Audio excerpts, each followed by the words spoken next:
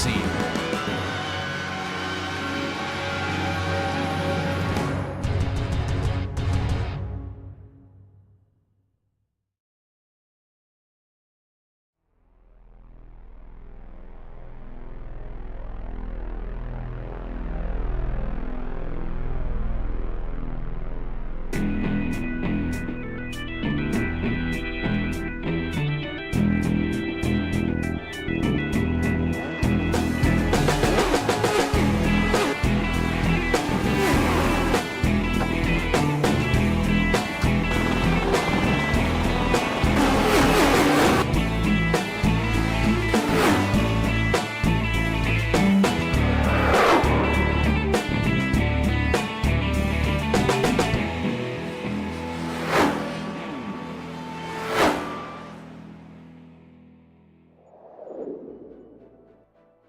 Daytona may have been dominating the airwaves this weekend on iRacing, but another famous sports car track in Florida is about to get some love.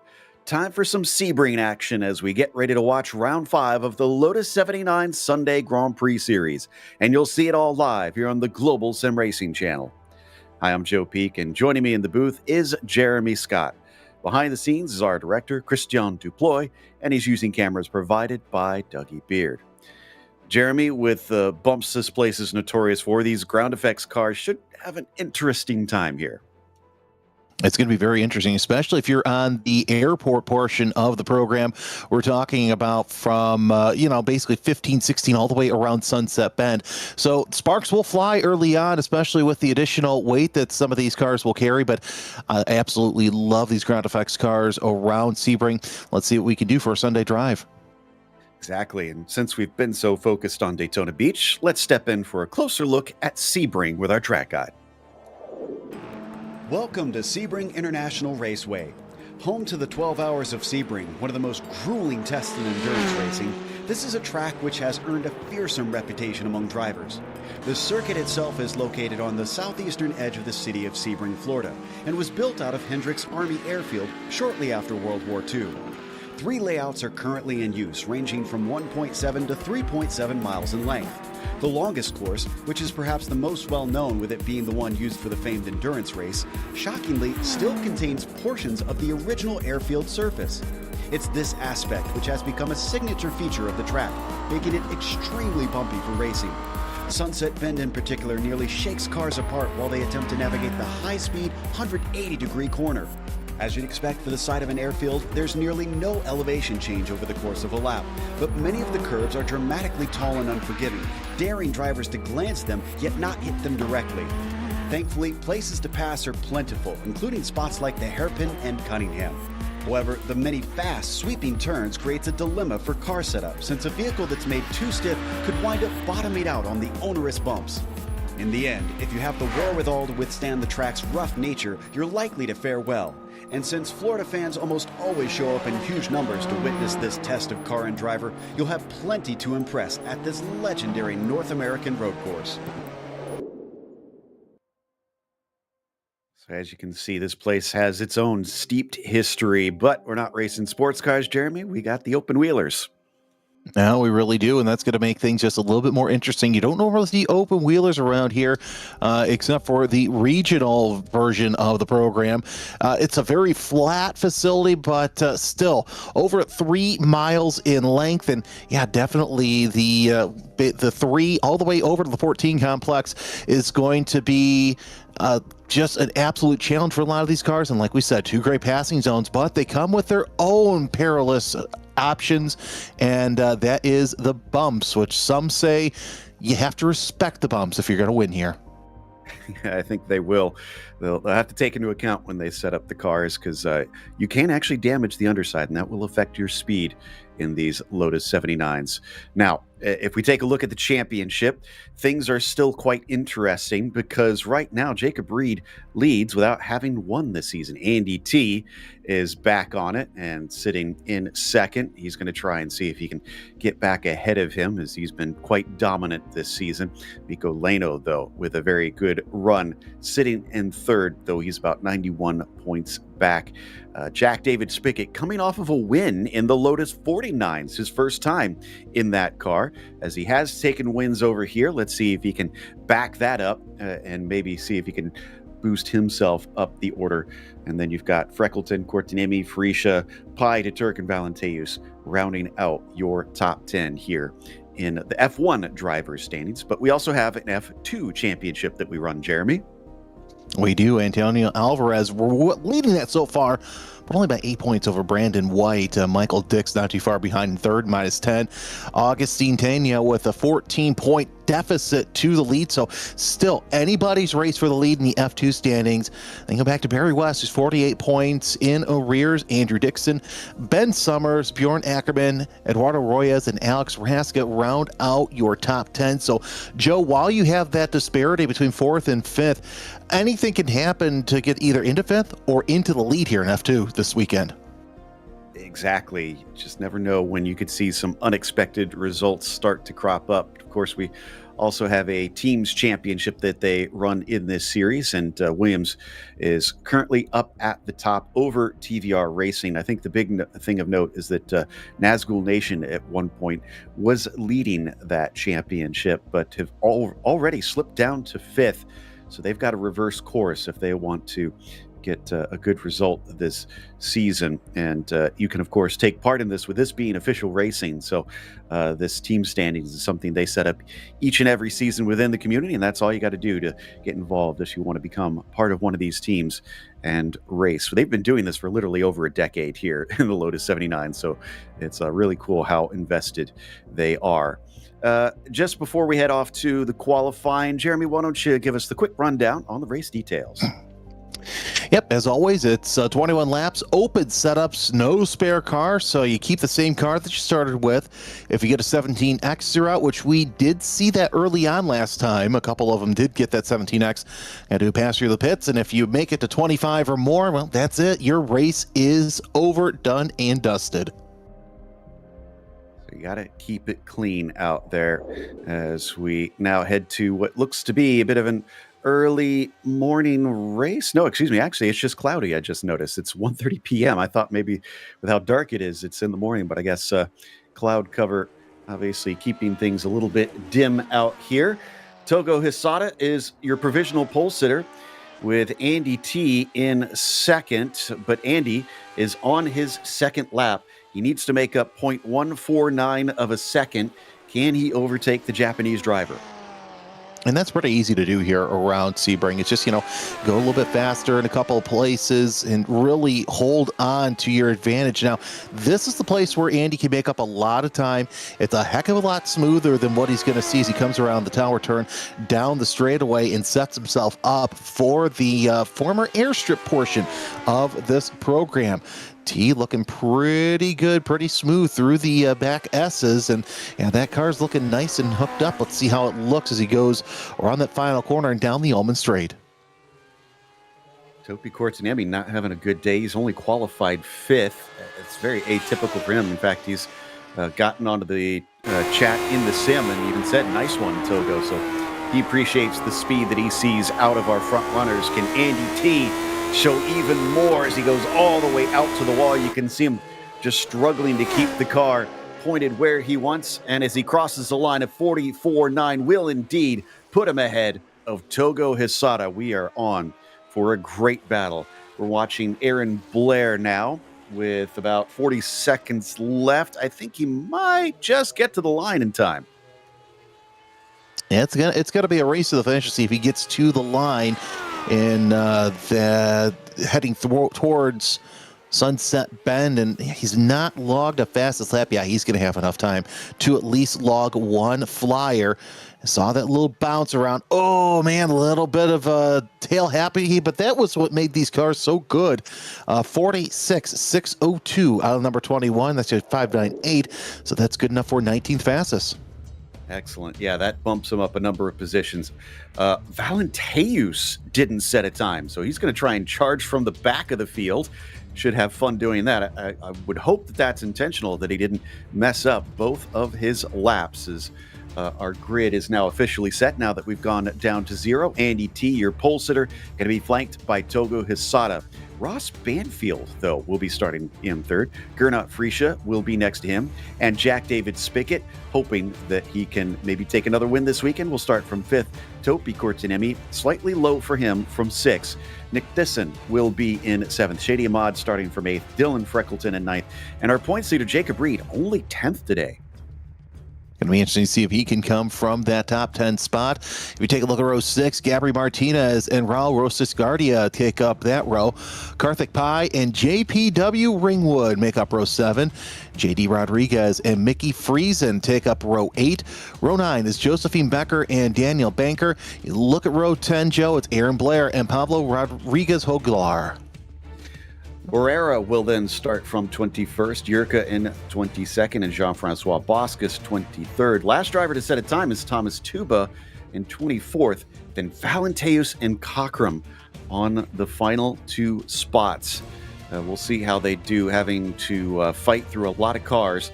I also like this comment in the sim from Toga Hisada. Super tired after 250 plus laps at Daytona today. So yes, he has been competing over in the 24. Hopefully he can make up well for it, as we are just about lined up. Looks like they've all gotten on the grid relatively quickly, as Nick and Aaron Blair are going to be our last 2 to put themselves onto the grid, which now Aaron has done. So the lights come up for round 5 here in the Sunday Grand Prix Series. The engines rev as they wait patiently, and there it is. The green flag is out off the line. It's good for both T and Hisada.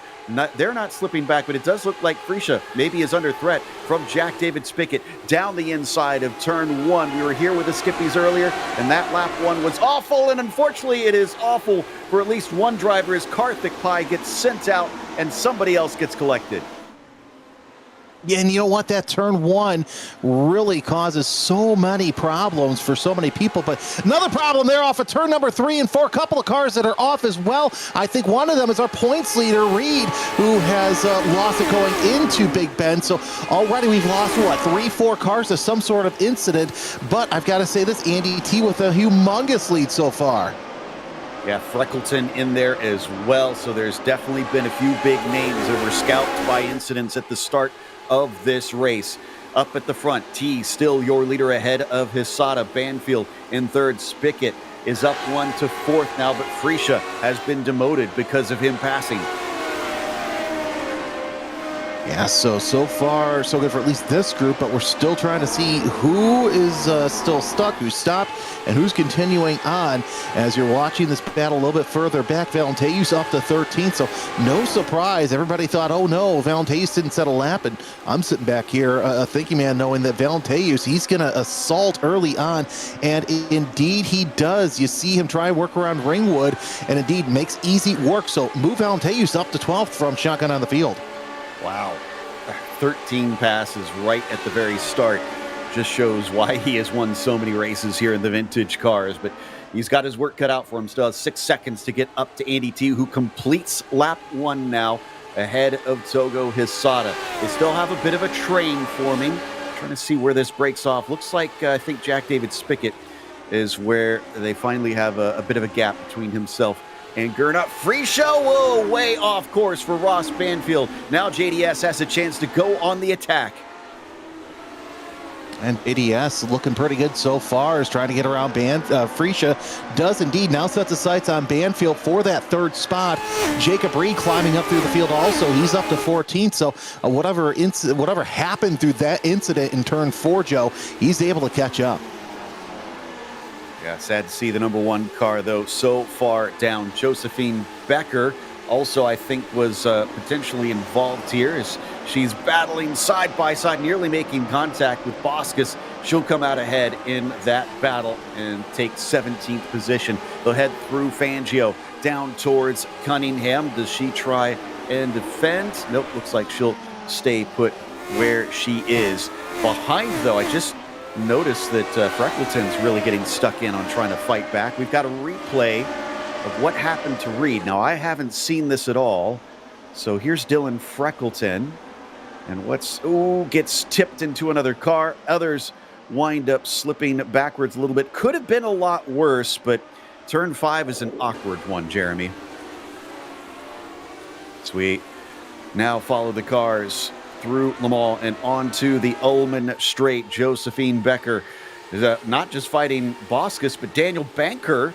And I think she's already going to be able to get up the inside as Cortinimi is right behind Gernot Friesche onto the main straight. They've got Nick Thyssen giving watch from behind. If they start battling too hard, they could wind up offering an opportunity to Nick. They'll head through turn 1. Friesche holding on to that 5th place. He's already lost 1, and he goes a little bit wide as Topi slices up the inside of turn 3. He is going to be through. You do not give opportunities to the Finn because he will take them in a heartbeat. So around Big Ben they go. This has allowed Thyssen to catch up. Martinez as well is in the group. We're on board with Gabri. It's a 4-car battle here, and under braking they all accordion together. Nick hoping that maybe he can try and go on the attack, but no, he gets a slow exit and starts to drop off of Gernot Friesche. So nothing happening, at least for now, as they head into Cunningham here on lap 3. On to the more narrow part of the course now through Collier between the 4 of them. This is a battle for 5th effectively. Valenteus gets another one. He's actually not too far back from this group, I will say.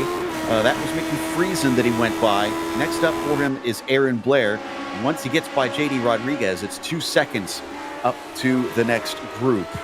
Martinez giving watch as Nick sizes up Gernot Friesche, but it doesn't look like he got that great of a run coming on the Ullman Straight. So I think Gernot's going to be safe coming up to Sunset Bend. This long, bumpy 180-degree right-hander sometimes can create opportunities, though. So let's see who gets the run off of here. And again, I'm not seeing really any big difference. Back to Aaron Blair, though, as Valenteus is not just catching up to Blair, but Rodriguez, who gets overtaken by the 21. Now back through turn 1. Oh, and look at how strong Adrius is through turn 1. He gets on the attack immediately down through turn 3. Rodriguez is going to fight him in the Ferramen. It'll go around the outside, but there's no holding on through that left-hander. And now Valenteus is through. The bad news for Adrius is he is losing time. I said it was 6 seconds to the lead. It's now 8.5. So he's not faster than them, but he is making progress getting by cars. Question is, can he use the leftover time to start to catch up to the leaders once he gets a little bit more clear air? For now, it seems like, Jeremy, almost every lap, Adrius is taking car after car. No surprise, because Adrius is just one heck of a competitor. And I think that, yeah, the second that he gets into clean air, that's when we're going to see the fun really, really begin. You thought him passing all those cars was fun. I think that we have not seen anything yet. Mickey Friesen knocking on the door of J.D. Rodriguez as he wants 11th spot in that wonderful livery Nissan Lotus right there. We're here to say those two words together, but either way, Friesen close in those tire tracks to to Rodriguez's car as they go down the Ullman Straight once again. A couple car lengths separate them, but still not enough move, not enough time to do it heading into Sunset Bend. And yeah, now things have really started to calm down. Amazing. We're seeing that 4 laps into this race as Andy T making his way around. There's your points leader, still holding in 14th with Jake. So could be 13th here as Ringwood goes a little high coming out of Sunset Bend. This is looking like a good battle down into turn 1. Jacob Reed on Ringwood. Oh, but he's a little bit slower through the corner, and Hoglar actually catches him a bit. Meanwhile, Valenteus gets another one into his favorite spot, turn 3. That's past Aaron Blair now. Jacob going to try and bounce back and see if he can fight JP, but his corner exits seem to be lacking a bit.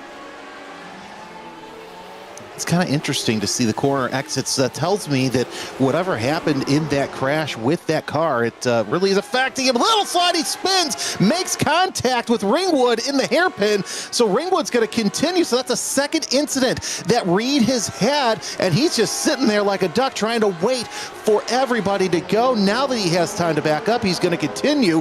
Now we see JD Rodriguez battling Aaron Blair for that 10 spot as Valenteus makes his way into 9th. And I've got to say, Rodriguez, you think that he would be able to hold that off, but man, once Valenteus got around him, it was almost game over.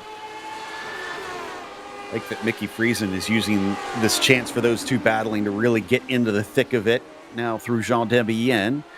Can he maybe make a pass while they're distracted with one another? Checking back in with Ross Banfield now. This is him versus Togo Hisada, interestingly. I thought Ross was a little bit on the back foot. He must have recovered and is now on the attack. Togo, unfortunately, about 6/10 away from Andy T. He hasn't been able to put pressure on him. Well, it seems like that Togo, as good as he has not been able to find, at least the past couple of races, an answer to get towards that pointy end. As you're on board with Banfield, watching him work his way through that 3-4 and heading under the bridge towards Big Ben Complex.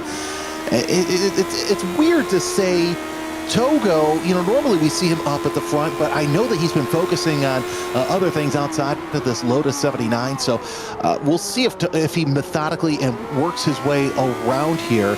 We're hearing that Jacob Reed might have some front wing damage, so that might have done his race in as he is in the pits.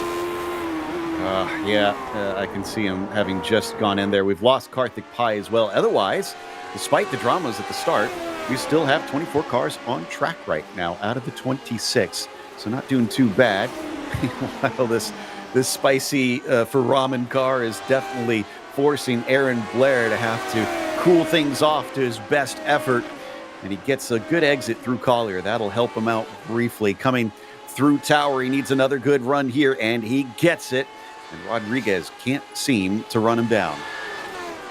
No, Rodriguez is basically the meat in the sandwich here, and he's doing all he can to get around Blair, but also keep Mickey Friesen behind him.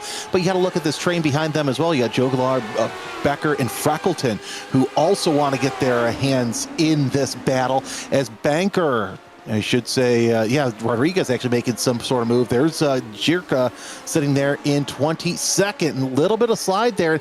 I would make a pass through that corner because a lot can go wrong really fast through there.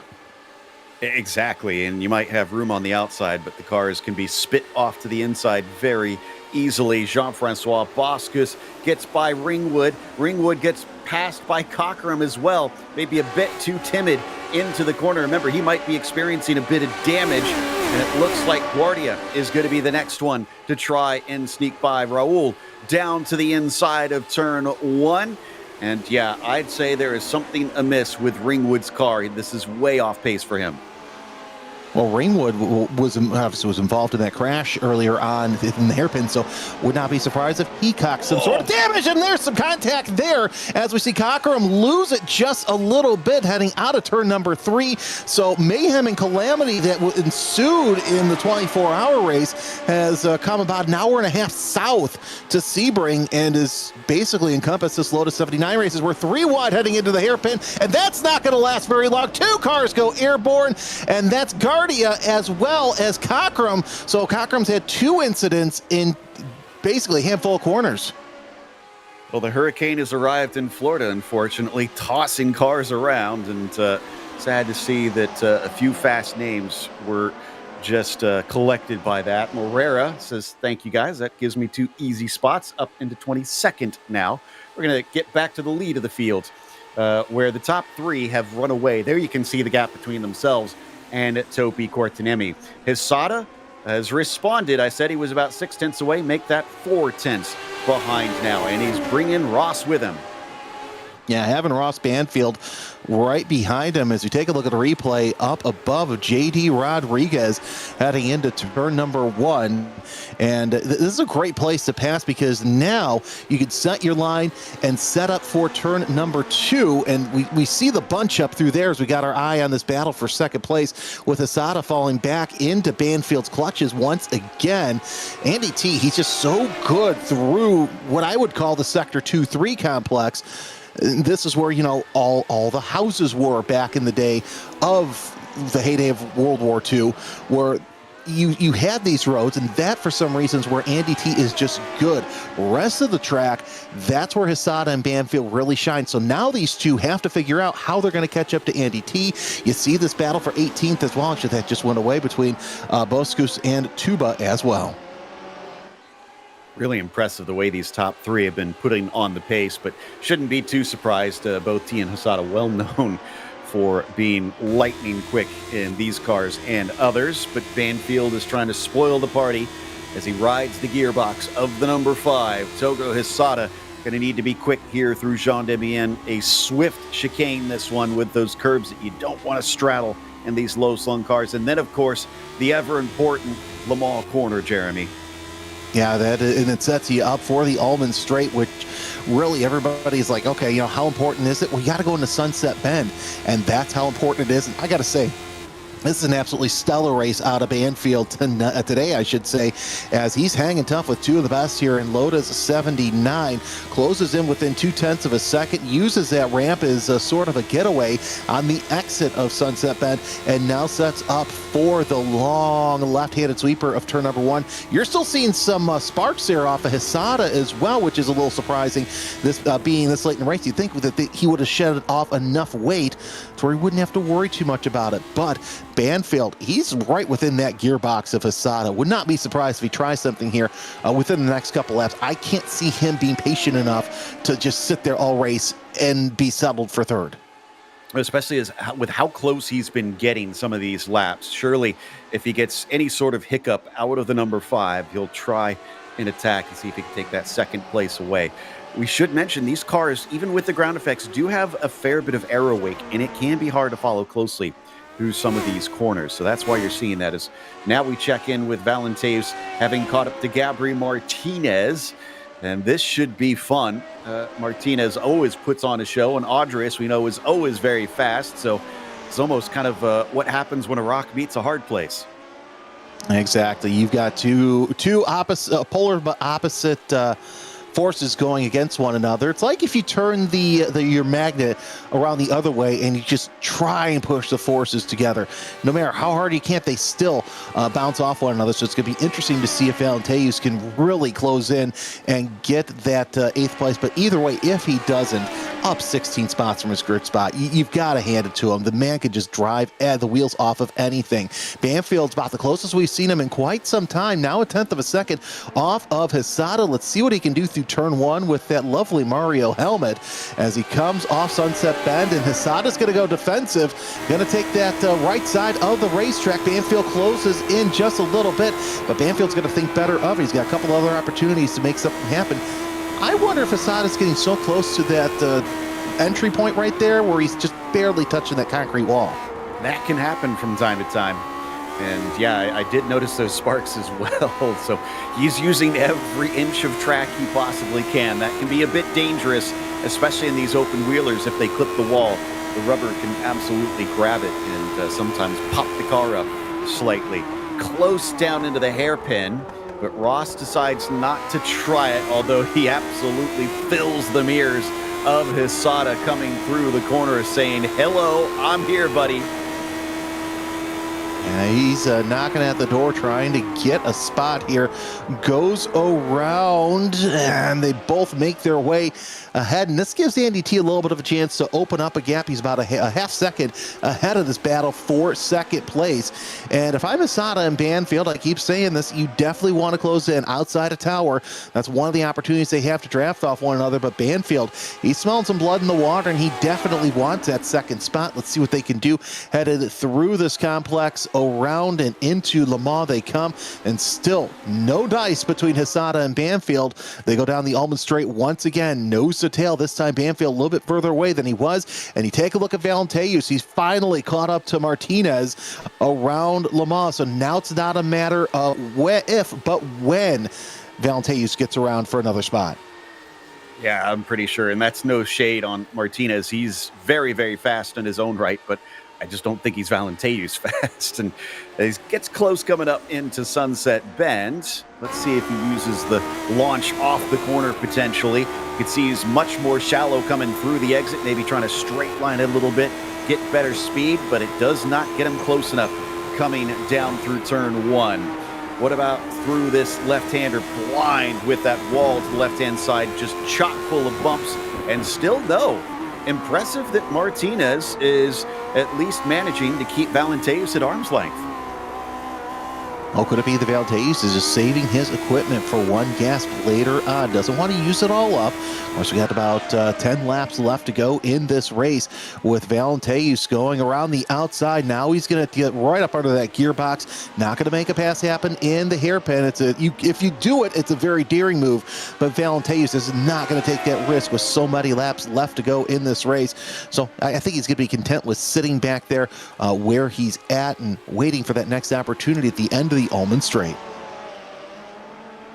Definitely seems as though he's sizing him up a little bit here, so biding his time. He knows he's up against a quick driver, and this is not going to be a quick slam dunk pass for him. He's going to have to get tricky here to try and go by the number 12. But so far, nothing doing for Valenteus, and we'll have to try and wait patiently for the right opportunity to show itself. Now, as close as Hysata and Banfield have been, we haven't really seen any attempts from the number 7 to try and get by. And I have a feeling that Andy T is sitting inside his cockpit in that 3 and thinking, would you guys just hurry up and fight and give me a chance to run away here? Yeah, he doesn't want him to dance. He wants him to go toe-to-toe, which, could happen at any time. Of course, Andy T deciding he's going to take matters in his own hands. 46.375 is the fastest lap of the race so far for himself and the rest of the field, as through turn 3, a little bit of a slide there from Banfield, so he loses a little bit of time, but catches it up to Hysata through this tight S portion of the program. Still too far away, though. Banfield's closing in, coming under the bridge and through Big Bend. I don't think he has enough to make a pass here. And you mentioned the aero wake, Joe. The second that he's going to get out there, it's really going to hurt him, as both still nose to tail. So here's what I like about this. We have a lot of close racing, but nobody's making an unnecessary risk yet. It seems like we got that out of the way out of the first couple of laps. I mean, it's a testament to how smart these drivers are at the sharp end of the Lotus 79 field. It's not just willy-nilly, and they do give us some amazing just knockout battles between them from time to time, but they try to be clever about it. This is a lot closer this time by Banfield, and Bishop is a quick run, but it doesn't really lead to a heavy braking zone, and yeah, unfortunately, that chance maybe slips through the fingers of Ross Banfield. He needs to stay close now through Le Mans to maybe get the shot coming up into Sunset Bend. He's there or thereabouts, but Hysata makes me wonder if he's just a bit more trimmed out. Does he have too much straight line speed for Ross to be able to get the run he needs?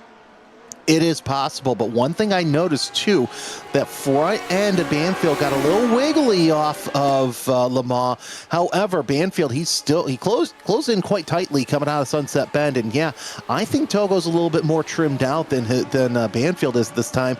Courtney with the fastest lap of the race so far, 46.34, but I think Hysata's just really good on those straights, and that's why we see those prime passing zones that we talk about where Banfield could get in there. He's not able to because that gap's just opened up ever so slightly.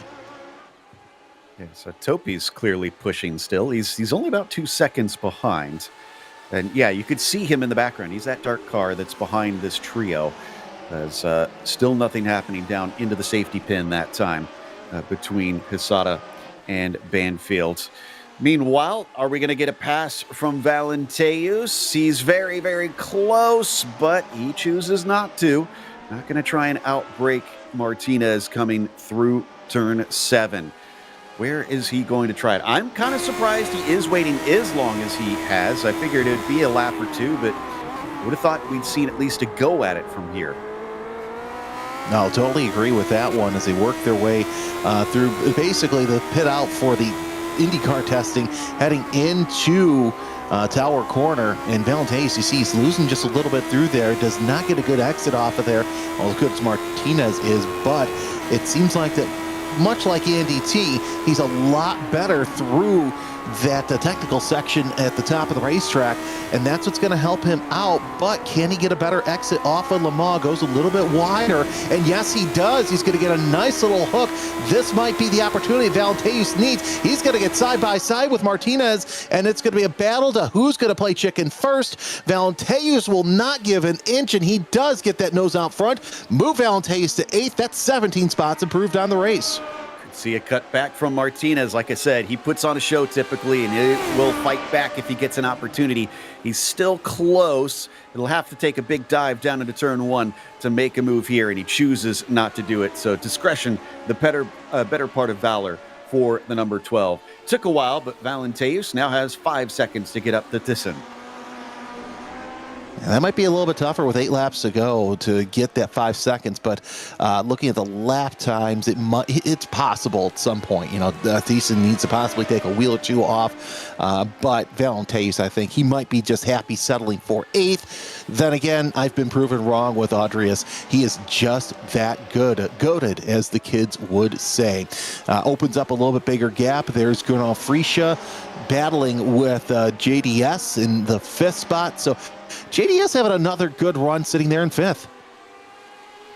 Yeah, not too shabby here, but he's still got 3 seconds to get up to Courtenay. And like you said, he's maybe a bit more concerned about Gernot behind, who's not been having the best of races, having lost 2 spots from his qualifying.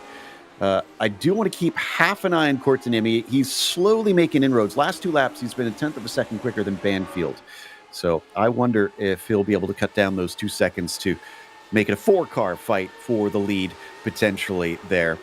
As we check back in with the U.S. driver, Ross still hovering around behind Togo Husada, who may be a bit worn by his laps around Daytona and having trouble focusing maybe after so many times circulating the Roval. But here, he is well focused and not giving anything to Banfield. We saw a little bit of a juke there down the main straight, it looked like. T maybe trying to break the slipstream of the two of them?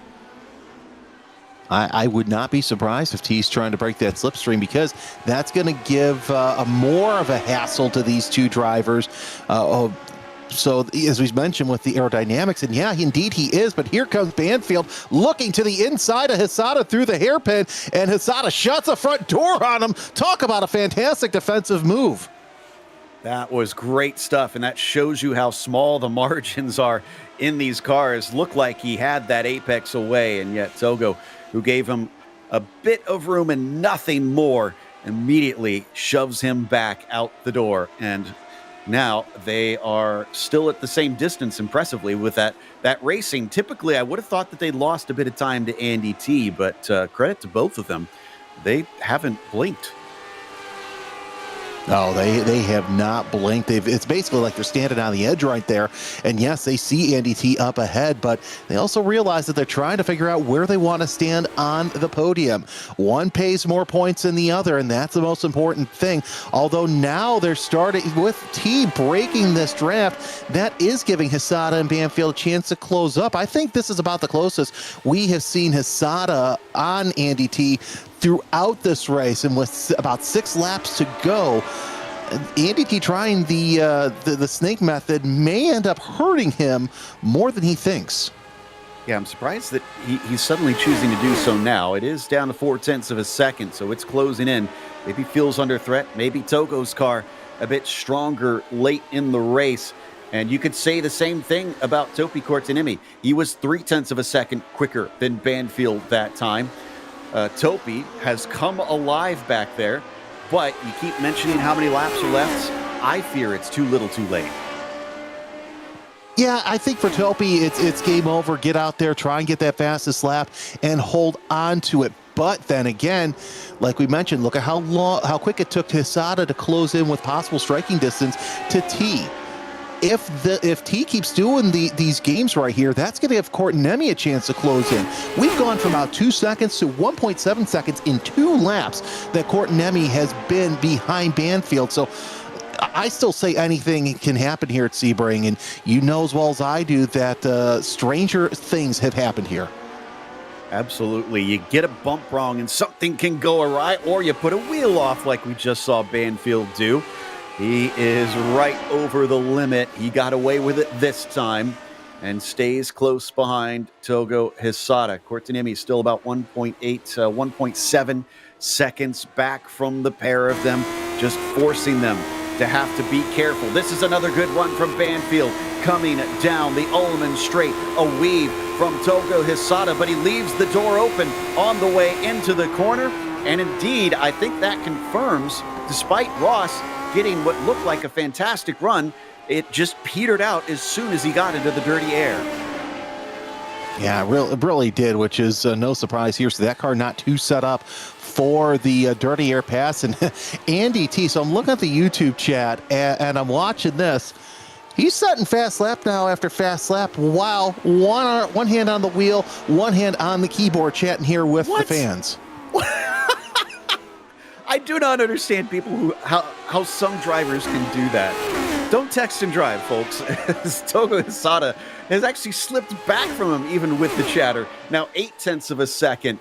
And this time, will we get a move into the corner as we watch Becker in a fight with Hoglar? A little bit farther back, wheel to wheel. It'll carry on all the way up to turn 3. Hoglar to the inside between the pair of them. And Josephine Becker somehow manages to eke ahead. That was absolutely fantastic. I thought that was going to end in tears with the two of them going side by side. You don't normally go there without somebody ending off in the grass, but again, goes to show the talent here as Joglar is going to look to the inside and think better of it as Becker makes her way around. Oh, gets a little wiggly, and that's going to give Joglar a chance to go around the outside, exiting the hairpin Joe as they work their way around.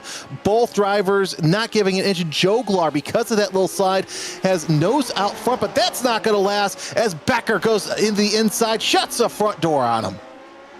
Do not give Becker any opportunity. She's fierce, and you could see if she's got an opportunity, she's going to try and take the spot. So Hoglar gets demoted back to P14. Behind them, Shady Ahmad starting to encroach upon them as this fight might become a little bit of a three-way battle here soon. Back to Banfield. This is a little farther away now. Yeah, a little farther away, about a 1 car length gap separates Hisada from Banfield. And since Andy T has decided that, the snake method's not working, he's opened up that gap once again to about 1 second.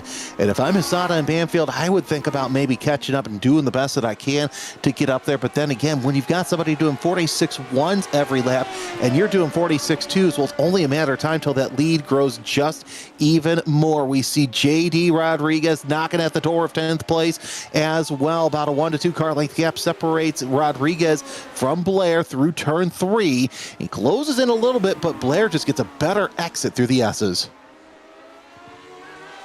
Rodriguez has been giving us a lot of fun. Kind of surprised these three are still together. Thought that maybe one of them would have been able to take an advantage over the rest or something here. Although they are dropping Friesen just slightly.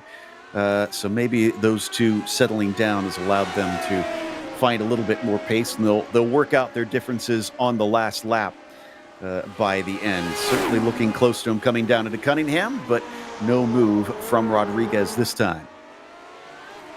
And it's weird he even saying, oh, they've dropped Mickey Friesen. That's just how good these two have been all race long as Rodriguez closes in with that gearbox of Blair. Now they set themselves up outside of Tower Corner. I said Tower of Terror, but, that's an hour north of there as well. Still, I've got to say this, Blair, it looks like that he's all hooked up through these straightaways. And it's interesting to see some drivers with their setup be more conservative on the straightaways. Some are more aggressive. Yeah, exactly. It's been a talking point for a lot of years in this car. How much wing can you take out to give yourself the straight line speed and still be quick, such as Topi Kortaniemi, who takes another fastest lap. First driver to cut underneath the 46 mark. So he continues to creep forward. Now 1.3 seconds behind. 3 laps to go. Unless there is truly a battle that breaks out for second and third, I just don't think he's going to be there in time. No, but you've got to give him credit for closing into the distance that he has for that position, as we are seeing Morea side by side with Banker, and Morea is going to get that position for 17th, and Banker is going to try and go high, wide, and handsome, but loses a little bit off of those bumps. And Joe, you know as well as I do, there's that one dot that's over the bridge, and I don't know if we can see it on the sim, but what if drivers are able to reference that here in the game if it's there? Yeah, I've heard it mentioned, and I've seen that little dot in real life there on the bridge. I don't think it is in the sim, if I remember last time I checked.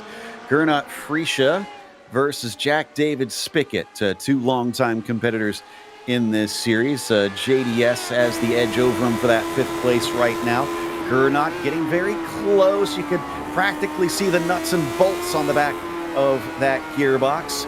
But now he's going to have to stay that close. He's a little off the apex coming through Le Mans, and that just shows you how tough it is to find the grip behind that car ahead.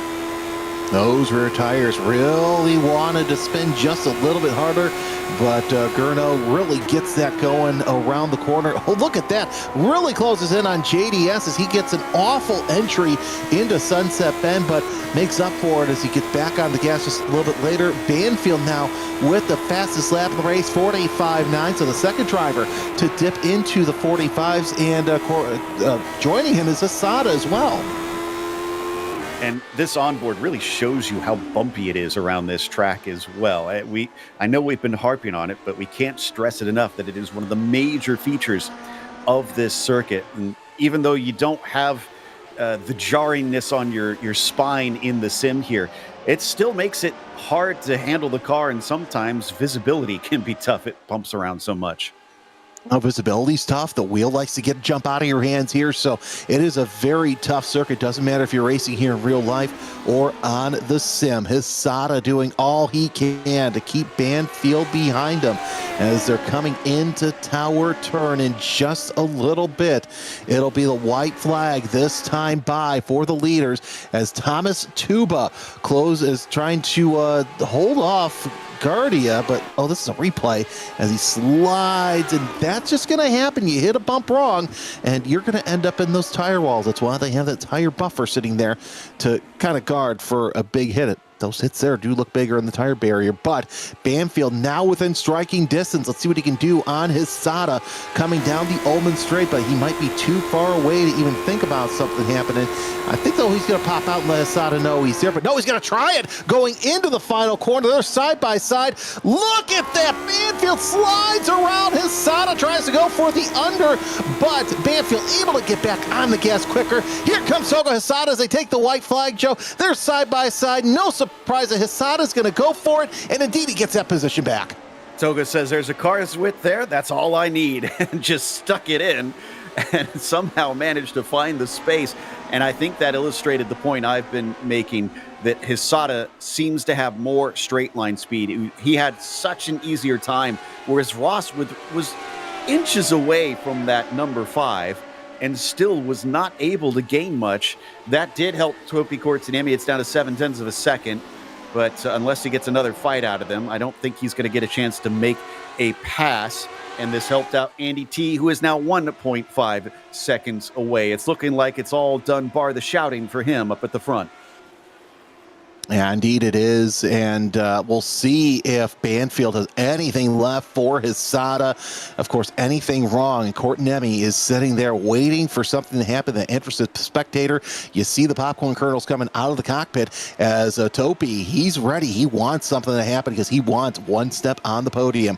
But for the final time, Joe, they come down for the final couple of corners. Banfield really needs to make something happen, and I think that he's going to try and throw everything, including the kitchen sink, in these corners.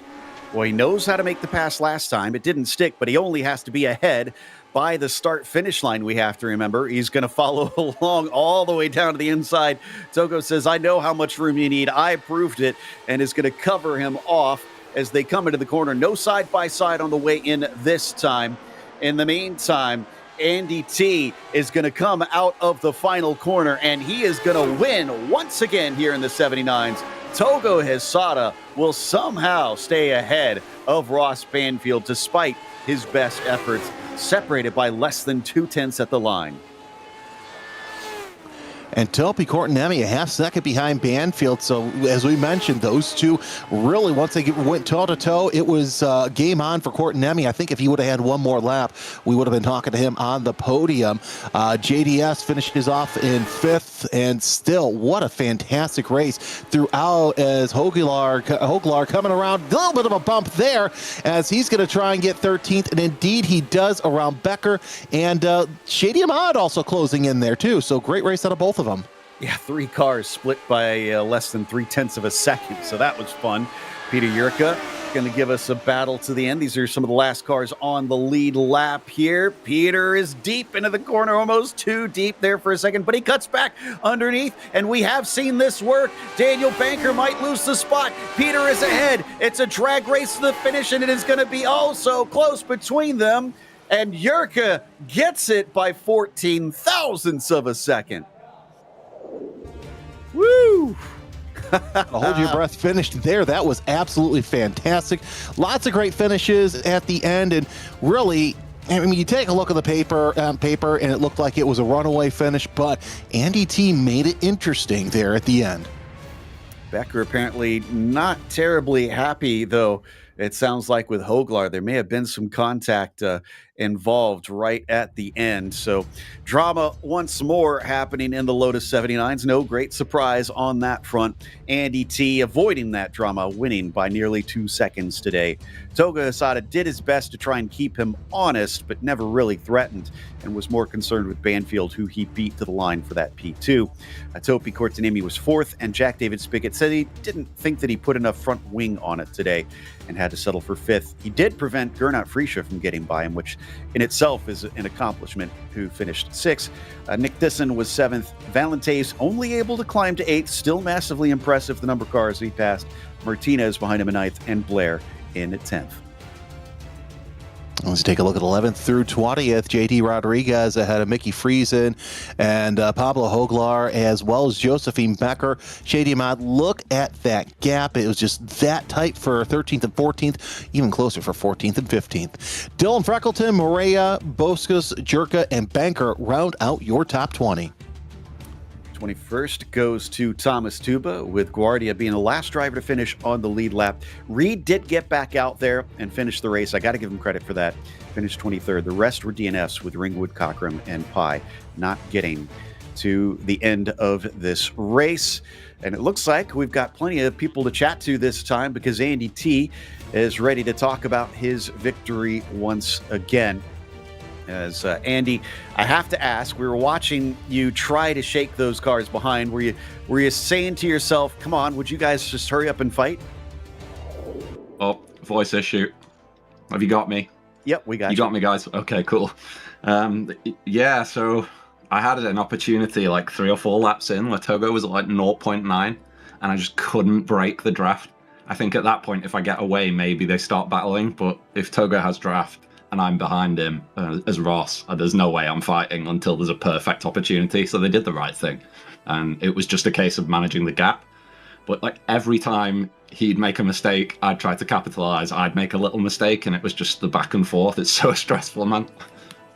Yeah, it looked pretty difficult. We said at the very end that he did keep you honest, even if he wasn't actually applying pressure all the way up to the gearbox. Do you feel like he's going to wind up being one of your main rivals this season?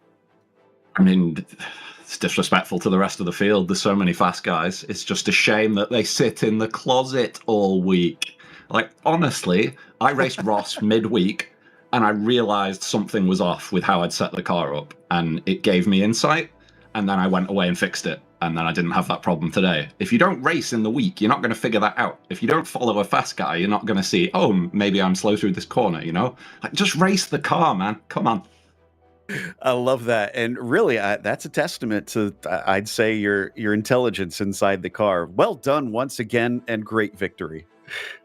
Thanks, guys. It's easy being me. Oh, yeah.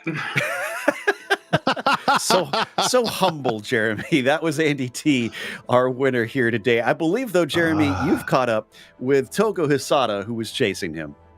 Yeah, it's an absolutely fantastic race once again out of Togo Hisada.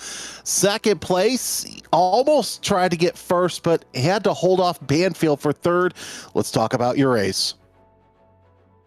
Yeah, it's very tough. It's very strict field today. And maybe a little bit lost faster than me in the low pace, but we are both struggle with heavy that year from the Andretti. So and really difficult to follow the car, and also really difficult to battle, of course. So really tough. And I'm waited so much to see the Andy maybe mistake, maybe slow the pace down, because I race with him in the midweek, and he had looks like he lose pace towards the end. So I hope it happened again today, but he fixed it, and it's so difficult to follow and so difficult to defend also, and it's really tired today. Well, either way, it was a great race out of you and fantastic up at the front. Anyone you want to thank? My family, especially my father, and my real friends watching this broadcast every week, and of course Lotus 79 community and the Global SimRacing Channel broadcasting team. Thank you very much. Sada, your second place finisher, congratulations. And it's funny, you hear one say, oh, well, you've got to race the car during the week. We have Togo saying, well, I raced a midweek. So some disagreement between two fast drivers that came out pretty even, but Ross Banfield was the one that was hassling Togo, and Ross, we were theorizing that maybe you had a bit too much wing on it in comparison. Is that your same assessment? It would have worked if it was just one of them. The problem was the double draft was kind of I guess you can say the nail in the coffin for me there, because I was kind of caught between a rock and a hard place. Either I would go in and try to pass Togo, but then we lose so much time that by the time I got around him, I don't know if I could make up with the raw pace with that car to catch back up to Andy to make the pass. So I was just hoping that Togo was going to be able to catch up to him. But then by lap 2 to go, I kind of knew there wasn't any hope of us catching up to him, so I started hassling him a little bit. Yeah, right at the very end. And you got a brilliant move on him in Sunset Bend with about a lap to go. You left a bit too much room on the inside of the corner coming towards 1. Are you regretting not going maybe 4 inches more left? Not really. I was trying to force him to either risk bouncing off the wall or pinching us out, and he decided to go for it. So I mean, hats off to him. I heard the car scrape, so I didn't know if that was just net code or if that was actually him rubbing against the wall a little bit there. So once he started making the move, I just went back to the outside. It's just really hard to hold the car on the outside, I found out, with all the marbles and stuff out there. Yeah, it proved to be the downfall that sent you back into third place. Still, it was a podium. Congratulations on a top 3. Thanks, guys. So that's going to wrap up our interviews for today with our top 3 finishers. But we want to thank the Lotus 79 community as a whole for bringing us back for another season of coverage. And also thanks to our team today that helped make this happen, Jeremy, Christian, and Dougie. Make sure you subscribe to GSRC so you don't miss a moment. The next one will be another classic sports car track, but we're going across the pond to Le Mans. That'll be Sunday, January 25th, 11:30 a.m. Eastern, and it's going to be the historic layout, so no chicanes. It's going to be a lot of passing on the Mulsanne. Up next, we do have the Skip Barbers returning at VIR, so that'll be fun with them running the full track. Be sure to check out our other broadcasts on the channel, and until next time, race clean, race hard, and we'll see you on the track.